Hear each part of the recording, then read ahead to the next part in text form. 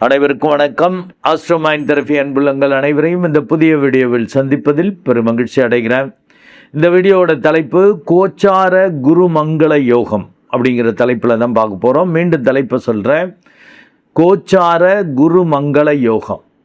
இந்த கோச்சார ரீதியாக குருவும் செவ்வாயும் இணைவது பிறப்பு ஜாதகத்தில் இருந்துச்சு அப்படின்னா அந்த குரு மங்கள யோகம்பாங்க. இப்போ அது மாதிரி யோகம் ஏற்பட போது, அதுவும் குரு உச்ச வீட்டில் இருக்கார், செவ்வாய் நீச்ச பங்கம் ஆகிறார். ஸோ ரெண்டும் டெஃபினட்டாக எஃபெக்டை கொடுக்குங்கிறதால தான் இந்த வீடியோ தனித்து 12 ராசிகளுக்கும் போட போகிறேன். இந்த 12 ராசிகளுக்கும் இந்த குரு மங்கள யோகம் என்ன மாதிரி பலன்களை ஏற்படுத்த போகுது அப்படின்னு ஒவ்வொரு இதையும் நம்ம பார்ப்போம்.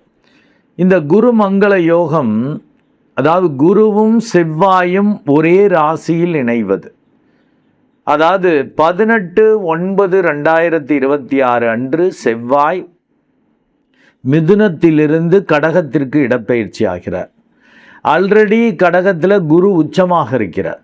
இப்போ செவ்வாயும் இணையும் பொழுது குரு மங்கள யோகம் ஏற்பட போகுது. எது வரைக்கும் இந்த குரு மங்கள யோகம் நீடிக்கும் அப்படின்னா 1/11/2026 வரைக்கும். ஆக 18/9/2026 முதல் 1/11/2026 வரைக்கும் கிட்டத்தட்ட 45 நாட்கள், கிட்டத்தட்ட ஒரு மண்டலன்னே வச்சுக்கலாம். ஏன்னா ஷார்ப்பாக பிடிக்க முடியாது. ஒரு 1 or 2 days முன்னாடி 1 or 2 days பின்னாடி வரும்.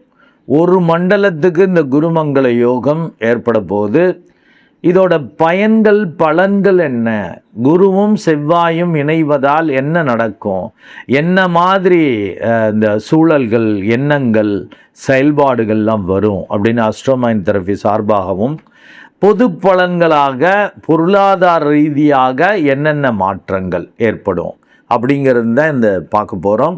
இப்போ குரு மங்கள யோகம் அப்படின்னாலே மூல நூல்கள்லாம் பார்த்தீங்கன்னாக்கா நிலம் சம்பந்தமான விஷயங்களில் அபரிமிதமான லாபம், அபரிமிதமான நன்மை, பூர்வீக சொத்துக்கள் இருப்பது, பூர்வீக சொத்துக்கள் வழியாக பெரிய நன்மை, பெரிய அந்தஸ்து மரியாதை உயர்வது, புகழ் கிடைக்கிறது. சார் வீடு நிலம் இருக்கிறதுல எப்படி சார் புகழ் கிடைக்கும்னா அது ஒரு விஐபி பிளேஸ் மாதிரி இருக்கும், இல்லை பெரிய பரந்தப்பட்ட ஏரியாவாக இருக்கும்.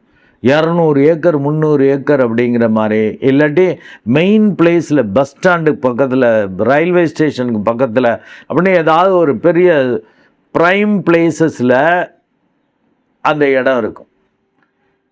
அது அவர் சொல்கிறது தான் விலைங்கிற மாதிரி. அதில் புகழ் வரும். அது உங்கள் இடமா, உங்கள் பேரில் இருக்கா அப்படின்னு அவங்கவுங்க ஆச்சரியமாக கேட்குற மாதிரி வரும். அதை மாதிரி இந்த குருமங்கள யோகம் என உச்சமாக இருக்கிறார் குரு. மற்ற ராசியில் குருவும் செவ்வாயும் சேர்றதும் குருமங்கள யோகம்தான், அதுக்கெல்லாம் வெயிட்டு கம்மி.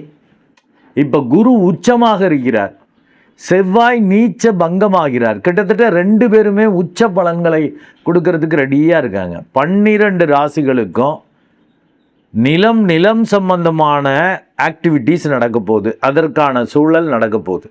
எல்லோருக்கும் இந்த காலகட்டத்தில் ஜாதகம் ரொம்ப திராவையாக இருந்தால் கூட, திராவை இந்த சென்ஸ் அந்த அளவுக்கு நல்லா இல்லை, ஒரு ஆவரேஜ் ஜாதகம் இல்லாட்டி பிலோ ஆவரேஜ் ஜாதகம் அப்படின்னு இருந்தால் கூட அவங்க கூட இந்த காலகட்டத்தில் ஏதாவது ஒரு சின்னதாக ஒரு இடம் வாங்கிடுவோம், ஏதாவது வயல், தோப்பு, பிளாட்டு ஏதாவது ஒன்று முயற்சி பண்ணிங்கன்னா பலிதமா. இந்த ஒரு மண்டலத்துக்குள்ளே நீங்கள் அட்வான்ஸ் கொடுத்துருக்கீங்க ஒரு இடத்துக்கு அப்படின்னா எப்படியோ பணம் வரும், எப்படியோ முடிப்பீங்க. அதுதான் பெரிய விசேஷம். செவ்வாய் அப்படி தான் பண்ணுவார்.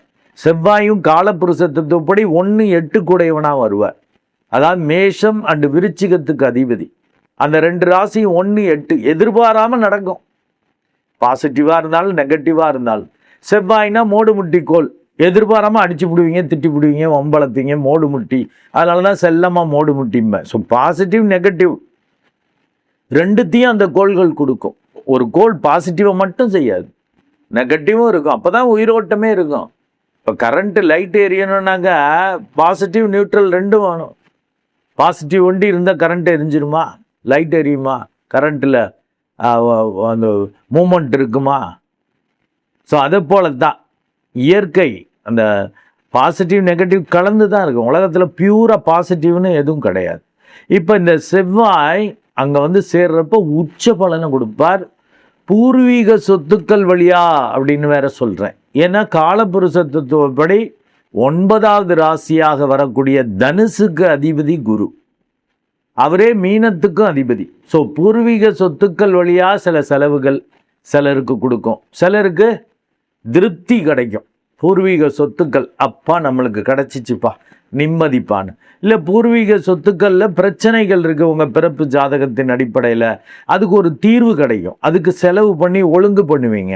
அந்த மாதிரி வாய்ப்புகளெல்லாம் இந்த ஒரு மண்டலத்தில் நடக்கிறதுக்கான வாய்ப்புகள் உண்டு.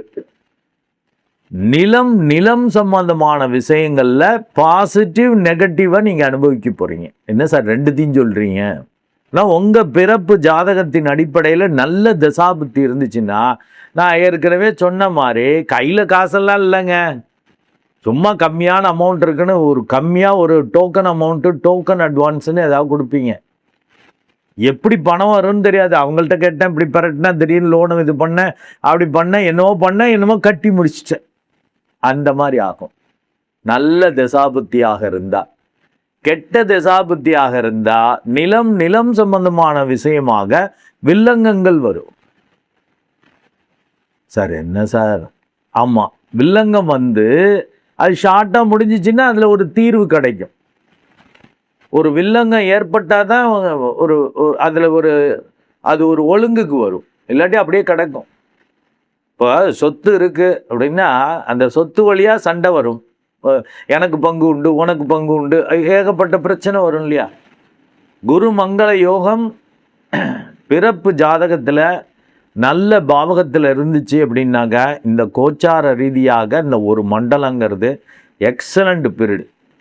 கெட்ட தசாபுத்தியாக இருந்தால் நிலையான சொத்துக்கள் வழியாக எந்த டெசிஷன் எடுக்காதீங்க. அந்த 48 நாள் நான் சொன்ன ஷார்ப்பாக சொல்கிறதுனா 18/9/26 முதல் 1/11/26 வரைக்கும் நிலையான சொத்துக்கள் வழியாக எந்த பிரச்சனையும் பண்ணக்கூடாது. அப்படியே ஆசிட்டிஸ் இருக்கட்டும்னு சொல்லிட்டு நவம்பர் ஃபர்ஸ்ட் வீக்குக்கு மேலே ஆரம்பிக்கணும். எதாக இருந்தாலும் அப்புறம் பேசிக்குவோம், இப்போ எனக்கு வேறு வேலை இருக்குதுன்னு சொல்லி கட் பண்ணிக்கணும். அங்கே போய் வில்லங்கம் பண்ணிக்கிட்டு பிரச்சனை பண்ணிக்கிட்டு அவங்களுக்கு சால்வ் பண்ணுறேன்னு பண்ணிங்கன்னா கெட்ட தசாபுத்தியாக இருந்தால் மாட்டுவீங்க, உச்சமாக இருக்கும், அது ஆபத்தை விளைவிக்கும். ஏன்னா செவ்வாய்ங்கிறதே மோடு முட்டின்ட்டேன், வன்முறைக்கு உள்ள கோல். அது செவ்வாய்னாலே மோடு முட்டி நெகட்டிவ்னு சொன்னதுக்கு நெகட்டிவாக உண்டி சொல்கிறேன்னு இருக்காதீங்க. பாசிட்டிவ்னா இந்த நிலம், உடல் வலிமை, மன வலிமை, ஸ்ட்ராங்கு கோல் அது. அதனால் எடுத்தேன் கவுத்தன்னு அடிதடியில் பிரச்சனையில் போனீங்கன்னாலும் வம்பு. ஸோ இந்த காலகட்டம் நிலம் சம்பந்தமான விஷயத்துக்கு உகந்ததாக இருக்கா உங்களுக்கே கண்டுபிடிச்சிக்கலாம். இவர்கிட்ட ஜோசியம் பார்க்க வரணும்னு சொல்ல போகிறாருன்னு நினைக்காதீங்க. உங்களுக்கே தெரியும் கடந்த காலம் ஒரு 6 மாதமாக எப்படி இருக்குது, எல்லாம் நல்லபடியாக போகுதா, சிக்கல் இருந்தாலும் இறுதி வெற்றி கிடைக்குதா, அப்படின்னா நல்ல தசாபுத்தி இருக்குன்னு அர்த்தம். கெட்ட தசாபுத்தினா எங்கங்க இதில் உள்ளதும் போச்சு, பிரச்சனை, பயம், எதிரிக்கு பயந்துக்கிட்டு இது பண்ணுறேன். நிலம் என் சொந்த இடம்தான், அந்த இடத்துக்குள்ளேயே போக முடியல, வேற ஒருத்தன் ஆக்கிரமிப்பு பண்ணியிருக்கான், அப்படி இப்படி பிரச்சனை அப்படி இருக்குது அப்படின்னா அது கெட்ட தசாபுத்தி, அதுக்கு ஒரு சால்வ் கிடைக்கலன்னா. நல்ல தசாபுத்தினா அதற்கேற்ற சூழ்நிலை சரியாகும், நீங்களும் உங்கள் புத்தியும் சரியாகும், ஸ்ட்ராங்காக பேசி சரி பண்ணிடுவீங்க. செவ்வாய்னாலே நீங்கள் திமிராக பேசுவீங்க, ஸ்ட்ராங்காக பேசுவீங்க, அது நடக்கும். ஸோ கோச்சார குரு மங்கள யோகம் எந்தெந்த ராசிக்கு என்ன மாதிரி பலன்களை கொடுக்க போகுது அப்படிங்கிறத நம்ம அந்த அடுத்து பார்க்க போகிறோம். இப்போது கோச்சார குரு மங்கள யோகம் மகர லக்னம் அண்டு மகர ராசி அன்புள்ளங்களுக்கு என்ன மாதிரி பலன்களை கொடுக்க போகுது, அவர்களுக்கான அறிவுறுத்தல்கள் என்ன அப்படிங்கிறது தான் இந்த வீடியோவில் பார்க்க போகிறோம். இந்த அறிவுறுத்தல்களை பார்க்குறதுக்கு முன்னாடி அஸ்ட்ரோமைன் தெரபி அன்புள்ளங்களே அந்த இன்ட்ரோடக்ஷனை பார்த்துருங்க. இதில் சில பேர் இன்டெலிஜென்ட்டாக செய்கிறேன்னு சொல்லிட்டு முட்டாள்தனம் பண்ணுறாங்க. த வீடியோ ஸ்டார்ட்ஸ் அட் அப்படின்னு இந்த மாதிரி லூசுத்தனம் பண்ணாதீங்க. திட்டுற மாதிரி பேசுகிறேன்னு நினைக்க வேண்டாம், அது உண்மையிலேயே லூசுத்தனம் தான். ஏன்னா இன்ட்ரோடக்ஷனில் தான் இது எதற்கு உரிய இது, என்ன மாதிரி பலன்கள் ஏற்படும், அதெல்லாம் அது அந்த பேஸை வச்சுக்கிட்டு தான் பேஸ்மெண்ட்டே இல்லாமல் இந்த கட்டடம் கட்டினா எப்படி இருக்கும்? அதை போல் இந்த வீடியோ ஸ்டார்ட்ஸ் அட் அப்படின்னு சொல்லி இந்த டயத்தில் அப்படின்னு சொல்லி போட்டாக்க அது என்ன ஆகும்? அந்த பேஸ்மெண்ட்டே சரியில்லாமல் கட்டடம் எழுப்புற மாதிரி ஆகிடும். ஜாக்கிரதை, அந்த பேஸ்மெண்ட்டை பார்த்துக்கணும். தட் இஸ் இன்ட்ரோடக்ஷனை பார்த்துட்டு தான் இங்கே வரணும். அப்போ தான் ஒரு லிங்க் இருக்கும், ஒரு தெளிவு கிடைக்கும். அந்த பொறுமை கூட இல்லைன்னா நீங்கள் வீடியோவே பார்க்க வேண்டாம். இப்போ பார்ப்போம், என்ன திட்டுற மாதிரி பேசுகிறீங்கன்னா, ஆமாம் சரியில்லைன்னா திட்டு தாங்க வேணும். இப்போ இங்கே வரேன். மகர லக்னம் அண்டு மகர ராசி அன்புள்ளங்களுக்கான அந்த அறிவுறுத்தல் என்பது வருவதை ஏற்கும் நேரம். மீண்டும் உங்களுக்கான அந்த தலைப்பை அறிவுறுத்தலை கொடுக்குறேன். வருவதை ஏற்கும் நேரம். ஏன் இதை மாதிரி ஒரு தலைப்பு அறிவுறுத்தலை கொடுக்குறேன் அப்படின்னாக்கா, உங்கள் லக்னத்துக்கு 7ஆம் இடம் வலுக்குது. 7ஆம் இடத்தில் யார் இருக்கார்? 3 4 குடையவன். முயற்சி, தைரிய, வீரிய, பராக்கிரம ஸ்தானத்திற்கு உரியவன். வித்தை, திறமை, சொத்துக்கள், சொந்த பந்தங்களுக்கு உரியவன் வர்றான். ஸோ அவன் போய் 7ஆம் இடத்துல உட்கார்றப்ப கொஞ்சம் மற்றவங்க சூழலை பொறுத்து தான் முயற்சி பண்ண முடியும், உங்கள் வித்தை திறமையை காட்ட முடியும். அவன் பாதகாதிபதி அந்தஸ்தும் வாங்குறான். யார்? 4 11 குடையவன். பெரிய பேராசையோடு செயல்படுவது, இதெல்லாம் பண்ணால் வரக்கூடிய லாபத்தை கெடுத்துக்கிறது, சொத்து சொந்த பந்தங்கள் வழியாக பிரச்சனைகளை உருவாக்குவது. ஏன்னா 7ல் செவ்வாய் இருக்கிறது செவ்வாய் தோஷத்தை ஏற்படுத்தும். அண்டு 3 குடையவன் 12 குடையவனாகவும் வரக்கூடிய அந்த குரு உச்சமாகிறார் 7ஆம் இடத்தில். அப்போ ஓவராக அதை பண்ணிடலான்னு உருட்டலாம் பெரட்டலான்னு தோணும். அது ஈக்குவலாக விரயமாயிடும். 1 2 பலிதமானால் அதை தாண்டி பல இது ஃபெயிலியர் ஆகும். அதனால் கம்பல்சரியாக மெடிடேட் பண்ணிக்கணும். அது ரொம்ப முக்கியம். அதனால தான் இந்த தலைப்பை என்னென்னா வருவதை ஏற்கும் நேரம்னு. சரி, வர்றது நல்லதாக இருந்தால் தானே சார் ஏற்றுக்க முடியும். கெட்டதாக இருந்தால் அதை சொல்லுங்கள். நல்லதா கெட்டதான்னு சொல்லுங்கள், ஒரு ஐடியா இருக்கும். கெட்டதுன்னா நம்ம எச்சரிக்கையாக இருப்போம், அது தப்பிக்கிறதுக்கு அப்படின்னு சொல்கிறப்ப உங்களுக்கு நல்லது தான் வரும். அது எப்படி சார் சொல்கிறீங்க அப்படின்னா, உங்கள் லக்னாதிபதி ராசி அதிபதி 3ஆம் இடத்தில் இருக்கிறார். அது சூப்பர். வக்ரம் பெற்று போய் இருக்கிறது கொஞ்சம் சுமார். ஒரு குடிகாரரை போல் பிஹேவ் பண்ண வைக்கும். தேவையற்ற முயற்சிகள், அறியாமையால் சில சிக்கல்களை ஏற்படுத்துறதுக்கான வாய்ப்பை அந்த சனி பகவான் கொடுப்பார். ஆக முயற்சி பண்ணுறப்ப கூட இருக்கிறவங்கள்ட்ட ஒரு விழிப்புணர்வோடு செயல்பட்டிங்கன்னா ரொம்ப நல்லது. இல்லாட்டி கூட இருக்கிறவங்க வித்தியாசமாக பெரிய அளவுக்கு பேராசையை தூண்டி விட்டு உங்களை கெடுக்கிறது, தேவையற்ற விரயங்கள் அலைச்சலை வரவழைக்கிற மாதிரி பண்ணி விட்டுருவாங்க. நான் இன்ட்ரோடக்ஷனில் சொன்ன மாதிரி நிலையான சொத்துக்கள் வழியாகவும் சிக்கல் வந்துடும். கான்ட்ராக்ட் அக்ரிமெண்ட் போடுறப்ப தப்பாக போட்டுருவீங்க, சொத்தை இழந்துடுறது, இல்லை சொத்தில் வில்லங்கத்தை உருவாக்கிக்கிறது. ஏன்னா அட்வான்ஸ் கொடுத்துட்டு இது பண்ணிட்டாங்கன்னா அவன் பெட்டிங் போட்டுக்கிட்டே இருந்தான்னாக்கா அதில் வில்லங்கம் வந்துடும், விற்க முடியாதபடி இருந்துகிட்ருக்கோம். இப்படிலாம் வந்துடும். ஜாக்கிரதை. நல்ல மெடிடேட் பண்ணிக்கங்க சார். நல்லது கிடைக்குன்னு சொன்னீங்க. அப்போ 3ஆம் இடத்துல இருக்கிறது நல்லது. உங்களுக்கு யோகத்தை தரக்கூடிய 5 9 பக்கவாக இருக்காங்க. 5 10ஆம் இடத்தில் ஆட்சியாகவே இருக்கிறார். 9 9லேயே ஆட்சி உச்சம். கூட யார் இருக்கா? 8ஆம் இடத்ததிபதியான சூரியனோடு. ஆக பார்ட்னர், பங்குதாரர்கள் வழியாக பெரிய மனிதர்கள் ஆதரவால் பூர்வ பாக்கியம் பக்கமாக வேலை பார்த்து அவங்க வழியாலாம் உங்களுக்கு பெரிய அளவுக்கு நன்மைகள், புகழ், தர்ம கர்மாதிபதி யோகம் வெளிப்படும். 9 10 வலுத்து காணப்படுறான். 9 ஆட்சி உச்சம், 10 ஆட்சி. அப்போ தர்ம கர்மாதிபதி யோகம் வெளிப்படும். முயற்சி பண்ணுறதுல ஒண்டி சொதப்பிடாதீங்க. நல்ல மெடிடேட் பண்ணிட்டாக்க ரொம்ப நல்லா இருக்கும். அதனால ஓவராக முயற்சி, ஓவராக பேராசையோட, ஓவர் கான்ஃபிடென்ட்லலாம் பண்ணிங்கன்னா வம்பு. அதனால தான் வருவதை ஏற்கும் நேரம்ட்டேன். ஏன்னா பூர்வ பாக்கியாதிபதி வேலை பார்க்குறப்பயே நல்லது நடக்கும். போன ஜென்மத்தில் நீங்கள் பண்ண புண்ணியம் இப்போ தானாக கிடைக்கும். இது தான் பூர்வ பாக்கியம்னு. போன ஜென்மத்தில் பண்ண நல்லதெல்லாம் பேங்க் பேலன்ஸ் மாதிரி உட்காந்துருக்கும். அதெல்லாம் ஜாலியாக அனுபவிச்சிக்கலாம். பெரிய கஷ்டப்பட்டு உழைச்சி சம்பாரித்து தான் அனுபவிக்கணும்னு அவசியம் இல்லை. அது பாட்டுக்கு கிடைக்கும், அது பாட்டுக்கு நடக்கும். அண்டு உங்கள் புத்திக்குரியவனும் ஆட்சியாக இருப்பதால் அதிர்ஷ்டம் கண்டிப்பாக வரும். அந்தஸ்து மரியாதை உயரும். புதிய வாய்ப்புகள், வேலை வாய்ப்புகள்லாம் கிடைக்கும். குறிப்பாக எதிர்பாலினர் வகையிலையும் பெரிய அளவுக்கு நன்மைகள் கிடைக்கும். கொஞ்சம் நோட் பண்ணிக்கணும், பாதகாதிபதி நீச்சமாக இருந்தாலும் நீச்ச பங்கமாகிறார். அவர் கொஞ்சம் வலுக்கிறதால எதிர்பாலினர்கிட்ட பேசுகிறப்ப கொஞ்சம் கவனம். ஏதாவது பாதகம் வந்துடும். நீங்கள் தப்பு தண்டா, அது கெட்ட தசாபுத்தின்னா தப்பு தண்டாவில் மாட்டிடுவீங்க. நல்ல தசாபுத்தியாக இருந்தால் ஜஸ்ட்டு பேசியிருப்பீங்க, ஒரு சபலம் பேச்சில் இது பண்ணியிருப்பீங்க, அதுக்கு கெட்ட பேர் வரும். அதனால் நல்ல மெடிடேட் பண்ணிக்கங்க. எதிர்பாலினர் வகையில் நன்மைகள் நடக்கும். ஆனால் அதில் விழிப்புணர்வோடு நீங்கள் கொஞ்சம் அதில் வீக்கு தான் நீங்கள். ஏன்னா உணர்ச்சி வசப்பட மந்துன்னு இருப்பீங்க, சனி பகவானோடைய நேச்சர். ஆனால் அந்த பாதகாதிபதி உங்கள் ராசியில் தான் உச்சமாகிறார். உங்களுக்கு பாதகம் பிரச்சனைகளை நீங்கள் தான் அங்கே கொண்டு வருவீங்க. உலகத்தில் வேறு எந்த சக்தியும் உங்களுக்கு பெரிய பாதகத்தை பிரச்சனையை பண்ண முடியாது, நீங்கள் தான் பண்ணிக்குவீங்க. அதே சரண்டரிங் கான்செப்டில் மெடிடேட் பண்ணிவிட்டு அமைதியாக இருக்கிறப்ப பெரிய அளவுக்கு லாபம் இருக்கும். மற்றவர்கள் பார்த்து உங்கள் வித்தை திறமையை பார்த்து வியக்கும்படி இருக்கும். ஆச்சரியமான இது.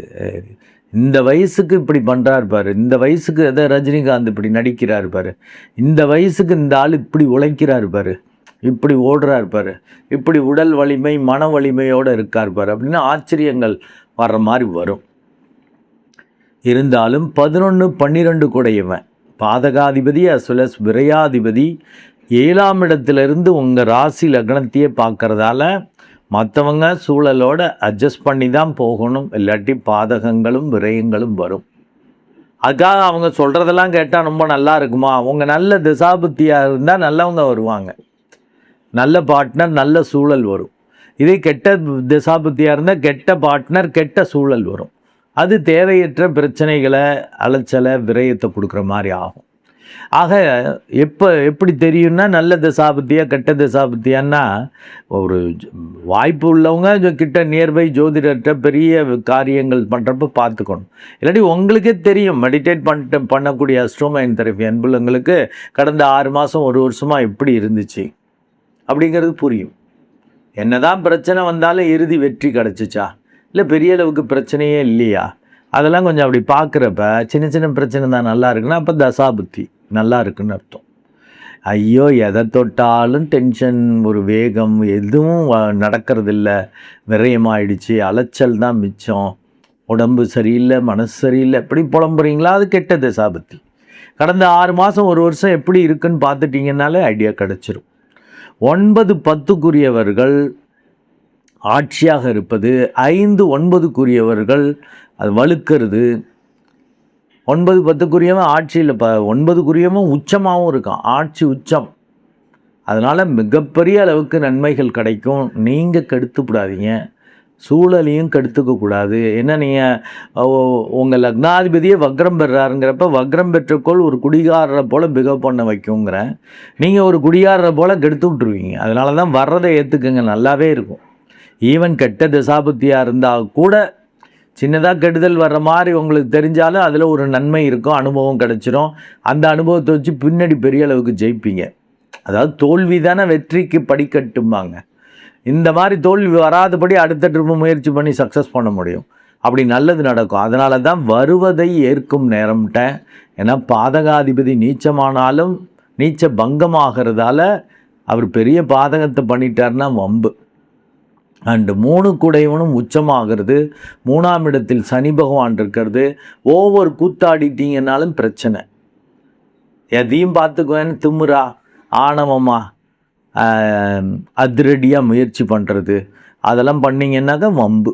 அதனால தான் வருவதை ஏற்கும் நேரம்ட்ட. எப்போ வர்றதை ஏற்றுக்கொள்ளக்கூடிய மனநிலை வரும், நான்கிற ஈகோவை விட்டுட்டீங்கன்னா, மெடிடேட் பண்ணிங்கன்னா அந்த தன்மை வரும்.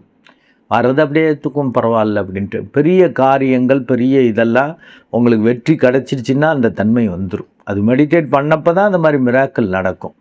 மிராக்கிள் நடக்கிறப்ப தான் நீங்கள் சமநிலையில் இருப்பீங்க. மெடிடேட் பண்ணால் அப்போ மிராக்கிள் நடக்கும். மிராக்கிள் நடந்தால் உங்களுக்கு இது சமநிலையில் இருக்கிறது இது வெற்றி கிடைக்குதா, இல்லை வெற்றி கிடைச்சதால் சமநிலையில் சந்தோஷத்தில் இருக்கோமா, ரெண்டும் ஒன்றுக்கு ஒன்று ஒரு ஒத்து போகிறது. இது இருந்தால் அது இருக்கும், அது இருந்தால் இது இருக்கும், அப்படி. அதனால் மெடிடேட் பண்ணிக்கங்க. பெரிய அளவுக்கு ஒரு குடிகாரரை போல் பிஹேவ் பண்ணி கெடுத்துக்க மாட்டீங்க. இந்த குரு மங்கள யோகம் அந்த இன்ட்ரோடக்ஷனில் சொன்னபடி நிலையான சொத்துக்கள் வழியாகவும் அபரிமிதமான லாபம் சுப செலவுகள் பண்ணி உங்களுக்கும் உங்கள் பிற்கால வாழ்க்கைக்கும் உங்கள் சந்ததிக்குமே நல்லது பண்ணுற மாதிரிலாம் உங்களால் பண்ண முடியும். நன்றி அன்புள்ளங்களே. மீண்டும் ஒரு நல்ல வீடியோவில் உங்களை சந்திக்கிறேன். அதுவரை உங்களிடமிருந்து வணக்கம் கூறி விடைபெறுவது உங்கள் அன்பு டாக்டர் குழந்தை ஆறு கணேசன். நன்றி, வணக்கம்.